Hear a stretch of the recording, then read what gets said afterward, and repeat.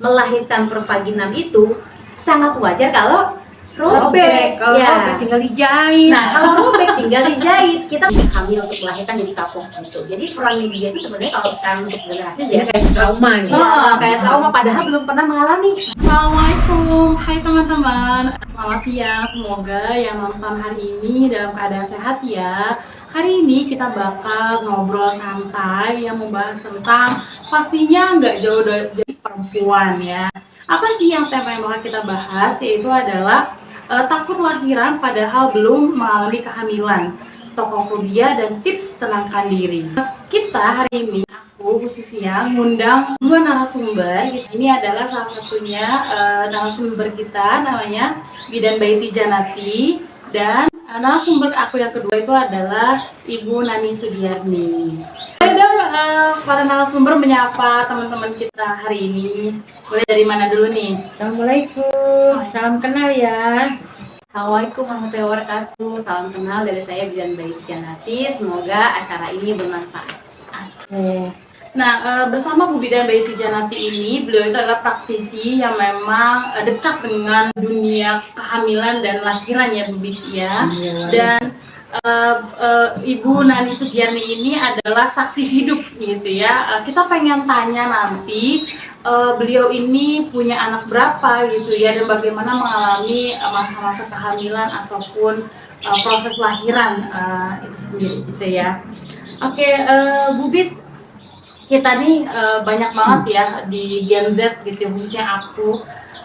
Ketika kita ngedenger yang namanya kata kehamilan ataupun lahiran, itu bayangannya tuh udah takut gitu. Nah, tapi ternyata di sini kita bakal bahas ada yang namanya tuh tokophobia gitu. Itu apa sih bedanya dengan ketakutan pada saat lahiran normal gitu? Jadi kalau tokophobia sendiri itu sebutan untuk ketakutan yang berlebihan. Kita sebagai perempuan pasti ngerasain namanya takut ya, apalagi untuk orang yang pertama kali hamil, belum pernah merasakan perjalanan kehamilan, kemudian mendengar cerita dari saudara, dari orang tua tentang proses melahirkan, itu pasti ada namanya rasa takut dan cemas gitu. Tapi itu kan rasa yang normal. Nah, untuk tokophobia itu jadi ketakutan yang berlebihan. Nah, jadi berlebihannya itu sampai ketika melihat ada orang hamil, mual, sesek, pusing, lihat ada yang lahiran atau melihat videonya aja udah nggak kepengen sama sekali. Lebih ke arah ada gangguan psikis gitu yang muncul. Tadi ya misalkan sesak napas, mual, kemudian menangis, histeris, ketakutan. Dan kalaupun akhirnya dia hamil, dia dalam keadaan hamil dengan overthinking yang berlebihan dan ingin segera lahiran itu operasi aja, Nggak mau ngambil jalur sakit, nggak mau, karena takut dengan membayangkan kesakitan atau proses melahirkan yang pernah dia lihat sebelumnya atau pernah dia terima infonya. Jadi dia merasa kayaknya ingin menempuh jalur yang instan aja gitu, operasi gitu. Dan ini bisa menyebabkan dia juga karena overthinking dia berlebihan, mikirin kecemasan dia, ketakutan dia yang nggak dia olah, akhirnya nggak bisa tidur. Sampai ke tahap itu untuk tokophobia. Oke, berarti benar ya kasusnya memang ternyata banyak ibu-ibu ataupun remaja perempuan yang belum hamil juga mengalami hal seperti itu ya Bu Biti ya. Iya sih, diriku juga sendiri mengalami, maksudnya ketika ngelihat yang lahiran bukan pengennya ayo nih kita ngelakuin gitu kan ya kelahiran itu, tapi lebih ke arah sanggup gak ya untuk menahan rasa sakit yang luar biasa itu, sanggup gak ya aku, jadi kayak mengunci ya, mengunci gitu kan. Berarti betul teman-teman ya, berarti bahwa memang nggak cuma aku aja tapi banyak juga perempuan-perempuan di luar sana yang merasa takut gitu ya, seperti itu.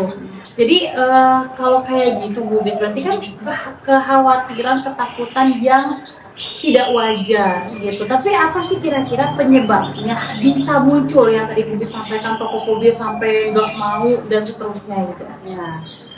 Yang pertama maklumat itu informasi sebelumnya yang dia terima. Informasi itu kan bisa apa yang dia lihat dengan indera penglihatannya, apakah tadi yang saya sampaikan sebelumnya itu di definisi tokophobia. Jadi dia melihat langsung kejadian yang traumatik Ya, seputar kehamilan dan persalinan. Misalkan dia melihat orang tuanya, kemudian melihat kakak-kakaknya, adiknya, saudaranya, tetangganya yang melahirkan, yang persalinannya itu dalam tanda kutip terlihat menyeramkan. Ya. Ditambah dengan media sosial, ya, televisi, drama gitu, yang memberikan gambaran orang bersalin itu heboh. Ya, kesakitannya itu luar biasa sampai seperti halnya digambarkannya kayak penyiksaan gitu. Menyeramkan gitu. Lalu cerita-cerita tentang bagaimana orang merasa akhirnya kapok untuk hamil, untuk melahirkan, jadi kapok gitu. Jadi peran media itu sebenarnya kalau sekarang untuk generasi Z kayak trauma nih. Kayak trauma padahal belum pernah mengalami, tapi udah ada trauma duluan tadi karena faktor media sosial Sekitar dia. faktor di sekitar dia, dan terutama media sosial dan drama-drama atau sinetron yang menggambarkan persalinan itu sebagai sesuatu yang menyeramkan gitu.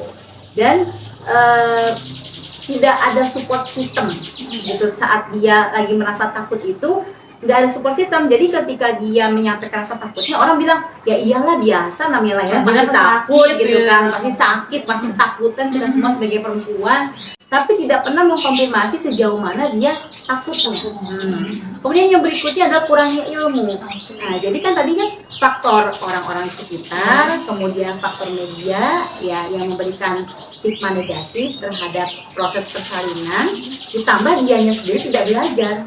Jadi kurang ilmu, kurang mendapatkan informasi yang sebetulnya tentang proses melahirkan. Berarti memang jadi intinya ketika lahiran itu bukan sekedar fisik ya Bu Bit ya, Betul. tapi juga mental dan pengalaman sekitar kita tuh mempengaruhi sekali. Betul, Ya. betul. Berarti kalau nih Bu Bit ternyata udah terjadi nih gitu ya, bahwa ketakutan itu terjadi di orang-orang atau perempuan yang ada gitu ya. Kira-kira ketika itu sudah terjadi, apa yang perlu kita lakukan untuk menghilangkan rasa takut banget melahirkan ya? Yang pertama itu ya, kita harus sadar bahwa sebetulnya rasa takut yang normal itu memang harusnya ada. Itu adalah sebuah hal yang fitrah. Terima dulu kondisinya kita itu takut. Nah, setelah takut, kita bisa lakukan yang namanya tuh melis atau bikin daftar ya.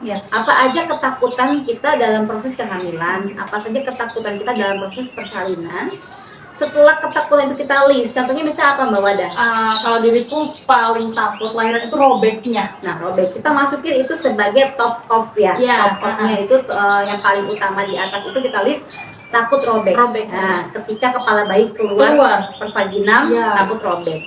Nah, ketika generasi khususnya Gen Z itu menuliskan apa ketakutannya, maka solusinya itu harus menjadi fokus. Nah, jadi ada kolom 2, apa saja dasar ketakutannya, kemudian tulis solusinya apa. Jadi harus fokus dengan solusinya apa. Misalkan contoh, kalau takut robek, solusinya apa kira-kira? Olahraga.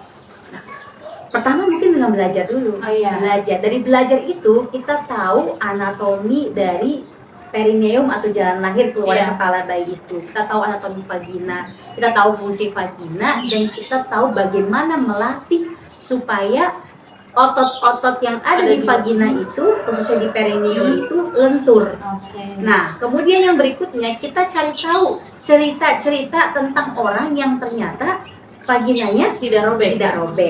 Yang berikutnya kita harus tahu betul bahwasanya kita secara fitrahnya itu ya, tambah lagi ilmunya bahwa organ vagina kita itu memiliki kecepatan dikatakan 96 jam lebih cepat untuk memperbaiki dirinya dibandingkan seluruh sel yang ada di tubuh kita. Nanti tolong koreksi kalau saya salah ya. Jadi intinya dia lebih cepat untuk menyembuhkan dirinya dan mengembalikan jaringannya seperti semula lagi. Berarti bisa kembali dengan baik, dengan utuh gitu ya Bu Bit ya? Iya, walaupun agak berbeda tapi tidak mengurangi fungsi. Fungsi secara seksual, tidak mengurangi. Kita bisa belajar dari Araji. Nah, ketika zaman dulu belum ada ilmu kebidanan jahit-menjahit ya, kebanyakan ibu-ibu lahir di rumah kemudian melahirkan kan tidak mungkin Jahit. 100% semua orang nggak robek. Iya. Pasti ada yang Robek. robek gitu kan. Apakah itu ada gangguan fungsional secara seksual? Kan tidak. Mm-mm. Cuma secara estetika. Kurang cakep aja kali Iya, ya. secara estetika. Tapi untuk proses penyembuhan semuanya akan sembuh. Oh, Dijahit sendiri. ataupun tidak dijahit gitu. Dan itu adalah bagian dari ibadah. Alaminya udah alaminya begitu. Betul. Jadi proses kita menerima fitrah kita sebagai perempuan, lalu kita meyakini fungsi kita memang untuk seperti itu, kita lebih ikhlas. Oh, pasrah jadi gitu ya. Pasrah kalau mau robek silahkan gitu kan. Nggak robek lebih baik, tapi dengan belajar. Tadi memanajemen otot dalam vagina kita itu, perineum kita itu supaya lentur. Berarti tadi kalau misalkan robeknya diterima, nggak robek berarti minimal ada usaha. Oke. Ya, Kan bidan suka bilang jangan angkat pantat. Kan Iya. begitu tuh, Ah. aku robek Iya. begitu. Oh, Gitu. Jadi seperti itu. Berarti kita butuh apa ya? Mungkin ketika tadi diriku takut robek gitu ya. Berarti memang perlu belajar. Berarti mindful birth itu perlu nggak sih Bubi untuk ikut kelasnya gitu? Ya, betul. Jadi kalau misalkan generasi sekarang lebih fokus dengan ketakutan, Iya. ketika orang takut, maka dia ada dua pilihan, mau lari apa menghadapi. Nah, kalau menghadapi berarti orang ini fokus dengan solusi. Iya. Solusinya apa nih? Saya nggak punya support system di sekitar saya nggak bisa mengcounter media yang ada. Berarti saya harus mencari guru. Iya. Saya harus mencari tempat untuk saya belajar, gitu kan. Kemudian yang berikutnya yang kedua adalah lari takut sampai ke tahap child free. Child free. Dia tidak mau punya anak. Jadi dia mau menikah tapi dia tidak mau punya anak. Itu adalah pilihan, betul. Dalam hak reproduksi itu pilihan. Tapi kalau pilihan ini datang karena dia ketakutan, berarti dia tipe yang kedua, yaitu dia lari atau kabur. Kalau orang yang tipe menghadapi, dia pasti akan sembuh. Karena ketika dia menghadapi, dia fokus dengan solusi seperti itu. Berarti ada nggak sih nih Bibit gitu ya? Ini kan diriku belum hamil ya, cuma sempat pernah ada kehamilan tapi keguguran gitu ya. Kira-kira ada nggak sih Bibit atau tips and trick dan doa gitu ya untuk kita ketika menghadapi kelahiran itu mungkin bisa tenang, bisa lebih relax, bisa lebih pasrah ikhlas gitu ya menghadapi itu gitu. Sebetulnya untuk doa yang menenangkan hati ya, kita tahu bahwa di dalam Islam itu tidak ada yang bisa menenangkan hati selain sabar dan sholat ya. Dalam hal ini termasuk doa. Karena di dalam sholat itu ada doa. Nah, kenapa di dalam Al-Quran itu dikatakan sabar dulu? Ya? Sabar itu artinya gini, ketika kita tahu kita itu ketakutan, maka kita harus menempuh jalan untuk bisa menghadapi ketakutan tersebut dengan sabar. Sabar ini bukan diem, tapi tadi fokus dengan solusi. Dan untuk bisa menjalankan solusinya kan butuh apa? Kesabaran. Kayak bisa belajar, apa cukup 1 jam? Enggak. Kemudian apalagi? Apa Cukup olahraga gitu kan?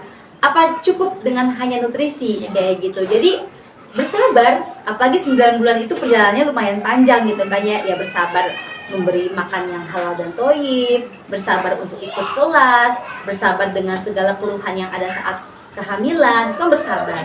Nah setelah itu sholat ini kita masukkan ke dalam doa ya. Doa maksudnya sholat adalah ibadah ritualnya ya, sholat 5 waktu, ya rawatib dan lain-lain. Nah ini adalah kita masuk aktivitas doa seperti yang Mbak Wada tanya tentang doa. Sebenarnya doa itu nggak ada patokan khusus.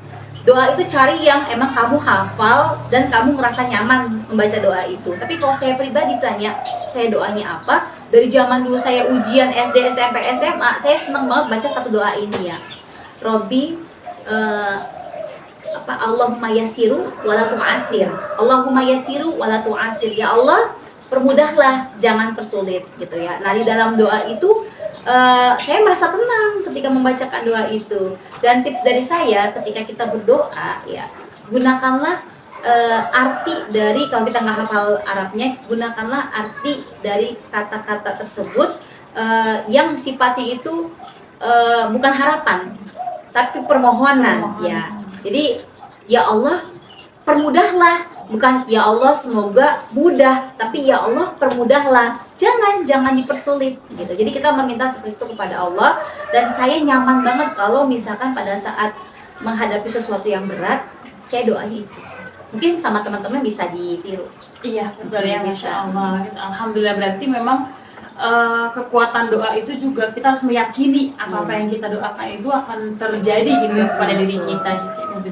Nah, Bu Bit, sebelum saya beralih kepada narasumber selanjutnya gitu ya, pasti Bu Bidan kan sudah melanglang buana menghadapi banyak pasien dengan segala problematiknya gitu ya.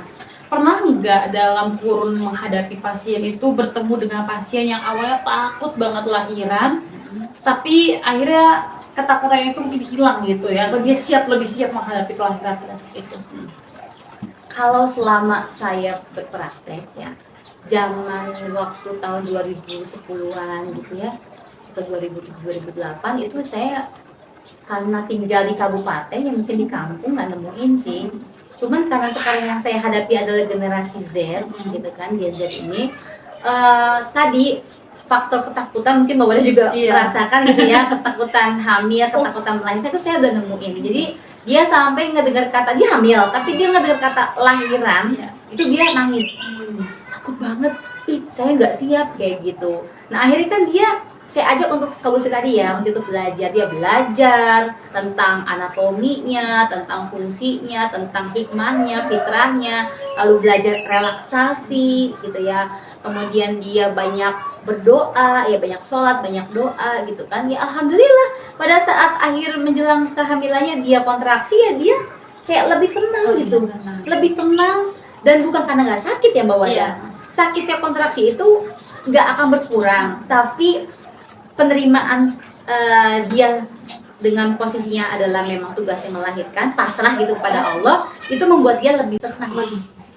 Betul gitu. Jadi kalau misalkan kita udah tahu ilmunya, udah sering latihan selama hamil gitu kan, maka ketika nanti waktunya melahirkan, ibaratnya langsung prakteknya, itu tubuh kita akan merecall apa yang udah kita pelajari. Iya, gitu ya. teori dan keterampilan atau latihan-latihan yang udah kita sering ulang selama kehamilan itu akan recall lagi seperti itu. Jadi kalau ada yang bilang ih ini tenang ya, emang nggak sakit? Sakit. Cuman faktor atau level penerimaannya. Iya, self controlnya bagus. Self controlnya bagus. Gitu. Masya Allah, alhamdulillah ya. Berarti ini sepenting itu kita untuk belajar gitu ya. Khususnya mungkin orang-orang atau perempuan yang semacam aku yang overthinking banget kalau udah ngedengerin yang namanya kelahiran gitu ya. Nah, terima kasih Bu Bidan atas sharing-sharing santainya gitu ya. Tapi santai tapi serius ya teman-teman ya. Dan ini bikin panas gitu ya. Panas dalam artian bahwa saya pembahasannya memang sangat-sangat deep sekali untuk para perempuan hari ini gitu ya. Nah, aku juga ngundang ini bukan orang jauh sih sebenarnya gitu ya. Orang terdekat aku gitu ya sama Bu Bidan juga gitu kan. Jadi Mama kita. Yeay. Assalamualaikum Umi. Assalamualaikum Mama. Kita adik kakak tapi beda manggilnya. Umi gimana kabarnya? Alhamdulillah baik. Alhamdulillah baik. Umi Wada pengen nanya dong, nama Umi boleh dikenalin dulu sama teman-teman di sini, sama Umi tuh punya anak berapa dan aktivitasnya apa aja Umi? Assalamualaikum warahmatullahi wabarakatuh. Saya Ibu Nari Sugiyarni. Aktivitas sehari-hari ibu rumah tangga. Oke, Umi punya anak berapa nih? Oh iya, punya anak 6. Punya anak 6. Perempuan 4, laki 2. Oke, berarti Umi aku ini ya adalah saksi hidup gitu ya. Kalau tadi kan Bu Bida menggambarkan bagaimana teori secara proses lahiran dan harus kita mempersiapkan dengan baik gitu ya. Nah, kita pengen tahu dari Umi gitu ya, ketika menghadapi kehamilan dan lahiran sebetulnya apa yang membuat akhirnya tuh Umi tuh siap gitu menghadapi kelahiran itu. Ya kalau Umi kan jalanin aja, kita hamil, jalanin kehamilan itu, kita rawat baik-baik, melahirkan. Ya kita udah pasrah lillahi ta'ala sama Allah subhanahu wa ta'ala. Umi nggak gitu. takut? Dibilang takut ya manusiawi takut, tapi kan yang harus melahirkan harus dijalanin itu. Oh. Jadi nggak punya pikiran macam-macam gitu, nggak ada. Sakit Mi lahirnya? Ini kan anaknya bukan gede-gede. sakit. Enak, nikmat. Oh gitu ya, Iya. Rasanya enak. Jangan bilang sakit. Oh, jangan bilang sakit. Jangan. Oh. Kalau Umi sendiri kan tadi udah bilang dengan anak mam itu ya bilangnya enak, nikmat, jangan bilang sakit. Kita nikmatin rasa kita itu. nikmatin rasa sakit itu. Kita nikmatin aja Ah, nikmatin. Nah kira-kira ada yang ngajarin gak tuh, ada bahasa ya nikmatin aja, ikhlasin aja, pasrahin aja. Kan kalau kata Bu Bit nih harusnya kita butuh belajar juga gitu. Support system. Mungkin kalau orang dulu kali ya nggak ada belajar begitu kayak sekarang ribet katanya riwe ya, melahirkan dia riwe, hamil riwe ini ikut kelas nggak ada sih. Pokoknya yakin pasti emang jalanin di situ pasti keluar dari situ. Oh gitu. Tapi kan zaman sekarang nggak di kota nggak di desa kan, dikit-dikit sesar. Nggak ada di kota sih pantas kan begitu, Iya. di desa kan sesar Iya. ya. Kan nggak ada Al-Quran juga pinggul yang kecil nggak bisa mereka lewat situ. Kan nggak iya. ada ya. Iya, Berjalan Al-Quran juga nggak ada begitu. Ya Jadi kan? pasti keluar lewat situ ya. Pasti kalau cuma zaman udah maju Iya. ya semakin canggih semakin macem-macem deh cara orang ini gitu. Oke. Ya, Pengalaman. jadinya ya kayaknya ribet sih. Oh, iya. Kira-kira selama dari anak 1 sampai 6 pengalaman apa yang selama proses kelahiran deh ya yang sampai hari ini diinget banget kayaknya tuh pengalaman mungkin ada robek kah atau misalkan pendarahan apa segala macam Enggak gitu. sih anak pertama, mungkin anak pertama sih belum paham ya. Sobek 8 itu karena digunting. Oh. Jadi 8 kan. Mungkin kalau masih dengan sampai sekarang sih anak paling bungsu yang ke-6 sampai di rumah sakit. Oh. Kan yang lain Itu kan kenapa tuh Mi? ya mungkin ya kata dokter sih motor padahal waktu itu cuma 36 tahun kan katanya itu. Terus kedua ya harus di dokter lah yang orang apa udah periksa ke dokter tuh sama harus di rumah sakit atau gimana gitu. Nggak tahu dia mungkin apa ya lama sih posisinya begitu sih posisinya terkait kalau kayak gitu kan tidak enak ya begitu lama aja merasa yang lama sih ya itu anak ke-6 Namanya sama yang pertama dan terakhir itu ya Mi. Yang satu sih, disobek, yang satu ke rumah sakit gitu ya. udah gitu doang sih yang lama ke-6. Kira-kira ada apa ya, menikmati dalam proses hamil, kelahiran itu yang selama menikmati ya kita berumah tangga untuk apa? Untuk mendapatkan keturunan. Iya. Ya nikmatin. Kalau hamil takut, lahiran takut. Kira-kira ada pesan gak nih Mi, buat Wadah ataupun teman-teman di luar sana yang masih punya kepikiran menghadapi kelahiran tuh kayak maju mundur, takut robek, takut ini segala macam gitu. Kalau ini bilang sih kurang yakin. Oh gitu ya, Bro. Maksud gini gitu maksudnya hamil itu pasti rezeki. Iya. Melahirkan kan pasti rezeki juga. Udah pasti sih. Gimana sih dong pasti yakin gitu dah. Jadi gak ada embel-embel apa lagi nggak ada. Aduh gimana nih? Ntar gimana keluar itu sih nggak ada. Gak ada yang ngajarin tapi naluri sendiri ya Mi ya. Penting berdoa sebisa mungkin gitu aja sampai tuh anak melahirkan berdoa. Terus kalau udah sobek digunting itu udah nggak ada berpikiran mau diapain terserah nih dokter. Iya. Yang penting tuh bayi udah keluar udah kayak tahu ya. Iya. Udah nggak mikir mau diapa-apain tuh kitanya gitu dah. Itu apa tuh Bu Bin? Kita Udah hilang rasa sakit semua mau digunting kayak mau diapain udah. Alhamdulillah itu bayi udah keluar udah. Pas udah kayak kira-kira ada nggak sih pembahasan mungkin ketika robek misalkan dijahit terus dengan hadirnya anak itu kok kayaknya rasa itu hilang gitu. Rasa sakit itu hilang itu saking itu bayi bayi keluar ilmiahnya ada nggak Bu Bin? Iya. Alhamdulillahnya ya, kayaknya saya kan anak kedua. Kayaknya belum pernah ngelihat mama itu ngalamin baby blues ya. Kayaknya enggak ya. Ngalamin baby blues. Jadi sebetulnya apa yang mama hadapi itu kayak ya udah terserah mau diapain kayak gitu. Itu sebetulnya adalah pengorbanan. Jadi sudah tahu bahwa posisi saya adalah seorang perempuan yang dikasih fitrahnya melahirkan, kemudian saya di sini ada berkorban. Nah, pengorbanan ini yang membuat akhirnya jadi pasrah. Iya. Yang penting anak itu Lahir selamat. Udah gimana gitu. semua sakit rasanya hilang. Nah, tapi ada orang-orang sekarang ya, sekarang tadi Karena kan berubah pada pinter-pinter betul, kali ya. ya. Jadi banyak informasi, terutama dari media sosial. Dulu kita nggak punya handphone. Iya. Nah, jadi untuk dapat informasi negatif itu kecil kemungkinannya. Nah tapi kalau sekarang ada media handphone, Kelas lah, senam hamil, Uh-uh. kelas buat belajar ini, betul. gitu kan. Iya. sekarang. Jadi karena banyak yang udah mah takut ya Daya, dari media sosial bikin takut, terus ditawarkan iklan. Iya. Satu misalkan iklan, gak usah lah capek-capek lahiran normal, udah ada sesar. Sesar. Sesarnya sekarang ada sesar yang bisa langsung aktivitas Iya. habis lahiran. Terus yang di air, Gitu kan. Terus ada juga yang suntik ila. Suntik ila itu jadi kalau udah pembukaannya 89 disuntik baal. Anestesi yang bikin kontraksinya nggak berasa tapi bayinya tetap bisa lahir keluar. Oh, ada ya kayak gitu Ada. juga. Enggak namanya kalau Gitu. orang artis sebenarnya suka gitu juga. Gitu ya. Kalau nggak sesar begitu. Jadi udah takut tapi dikasih solusinya itu yang instan-instan Iya, iya. gitu. Dan udah mah takut terus males untuk ngeluangin waktu belajar gitu. Dan gini dah, makin kesini akidah itu kegerus. Iya.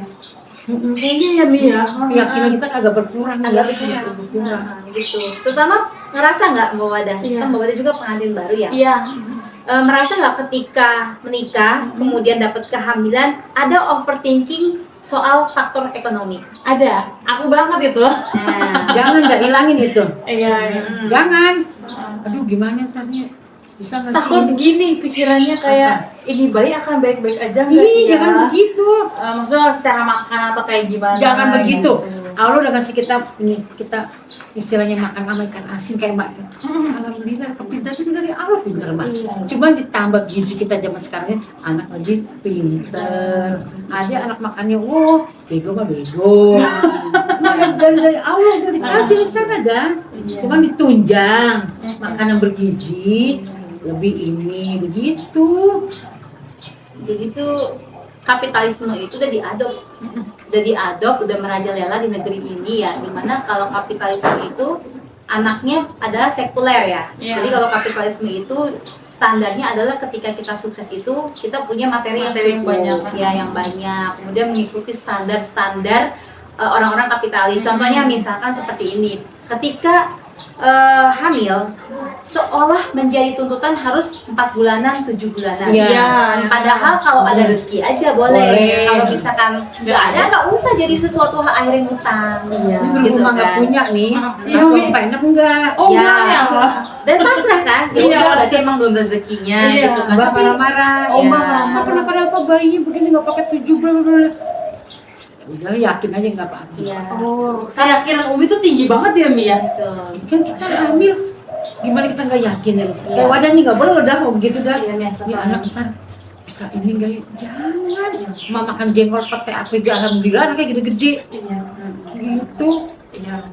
Astagfirullahaladzim teman-teman tuh ya. Gimana ini? Yang masih punya kayak aku juga. Punya anak, Allah ngasih rezeki lagi dah. Mm-mm. Punya ada rezekinya masing-masing itu anak.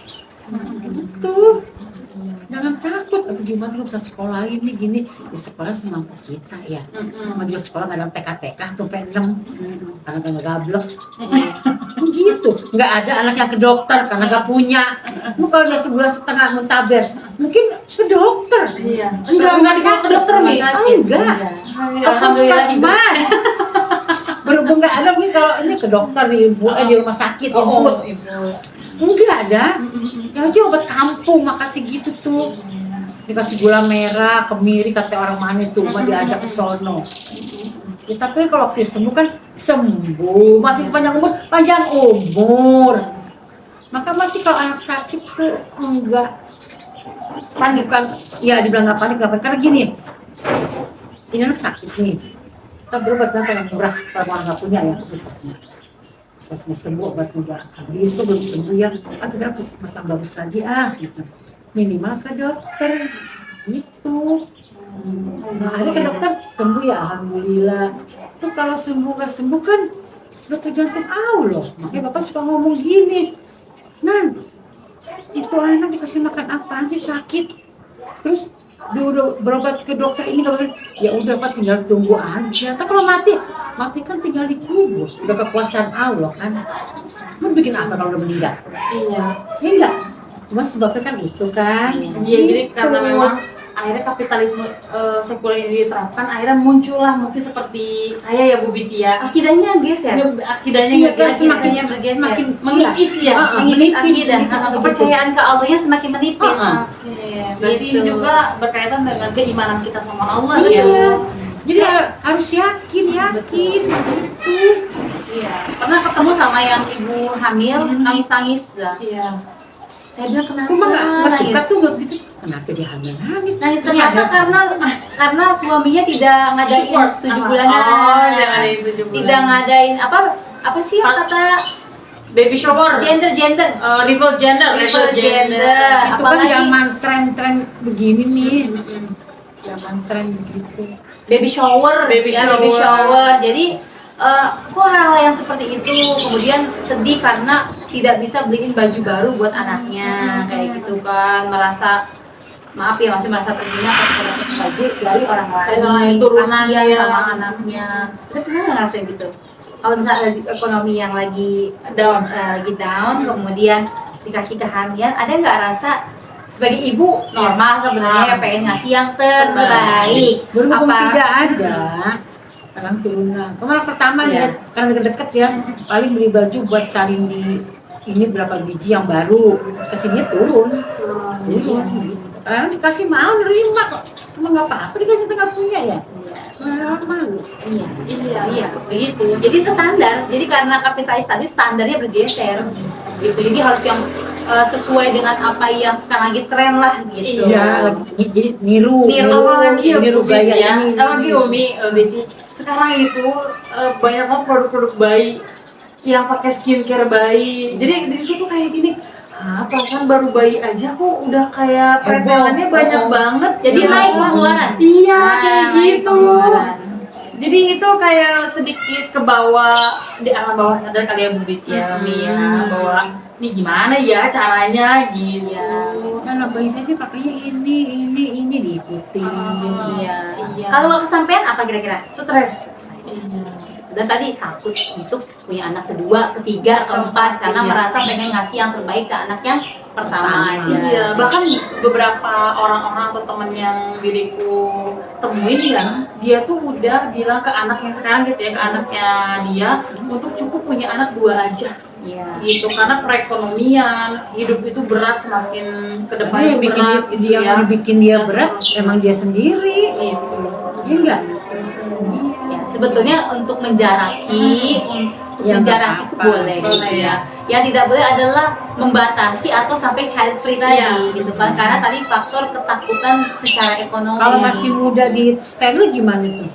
masih muda di steril, ya sebetulnya tadi ya kalau dari sisi agama memang Nggak boleh. masih Masih produktif. apa namanya Masih produktif, nah. sampai hari ini masih diharamkan ya untuk memutus organ. Iya. Nah kemudian kalau misalkan karena alasan kesehatan, misalkan habis lahiran ternyata perdarahan nggak bisa Iya. berhenti dan misal rahim harus diangkat, kalau mereka steril itu ya itu nggak masalah. Tapi kalau disengaja karena tadi ketakutan dengan ekonomi, ya itu yang tidak diperbolehkan dalam Kan dokter gini kadang-kadang udah 3 bu, jangan banyak lagi ya, saya steril gitu. Iya. Gitu kan? Iya. Saya steril. Oke, boleh nih Bu Bidan sama Umi gitu ya, closing statement deh buat teman-teman gitu kan yang lagi nonton. kata kalimat Penutup gitu, pesan-pesan untuk perempuan di sana dalam menghadapi kehamilan atau kelahiran. Boleh dari Bu Bibit dulu atau Umi dulu?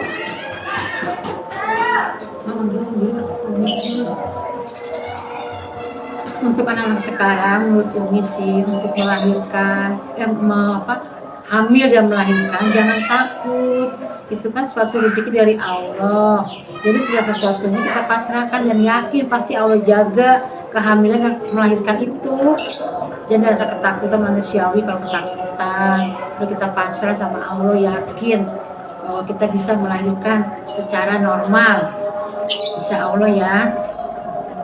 Terima kasih Umi. Kalau dari Bu Bidan sendiri buat kaum perempuan di sana. ya kalau pesan dari saya, Bismillah ya, semoga teman-teman terutama milenial Gen Z gitu ya yang terjebak dalam posisi ketakutan terhadap kehamilan dan persalinan ya, fokuslah dengan solusi, jangan sampai takutnya ini menyetir kalian untuk lari dari fitrah kita sebagai perempuan. Jadi fokus dengan solusi, siapkan hati, kemudian tingkatkan keimanan kepada Allah.